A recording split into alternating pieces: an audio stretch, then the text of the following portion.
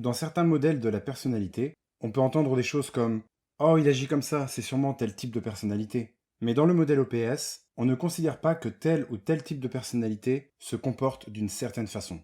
C'est très important de comprendre que tout le monde fait tout. Le comportement ou les actions d'une personne ne sont pas suffisantes pour déterminer son type de personnalité.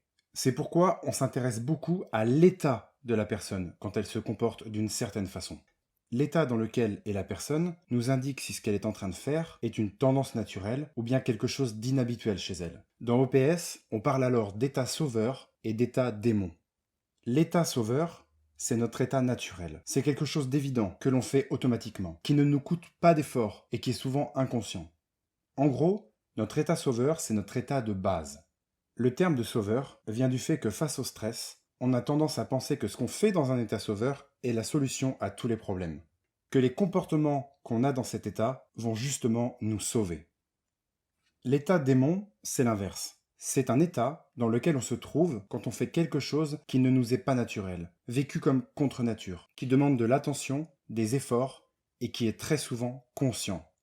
En gros, notre état démon, c'est un état inconfortable, qui se déclenche quand on fait quelque chose qui sort de nos schémas comportementaux habituels.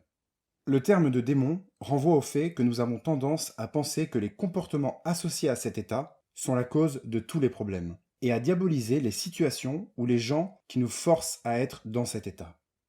L'état sauveur et l'état démon, c'est un peu comme notre main dominante et notre main secondaire. Si vous êtes droitier, vous ne vous rendez même pas compte que vous utilisez votre main droite pour écrire. C'est tellement évident et automatique.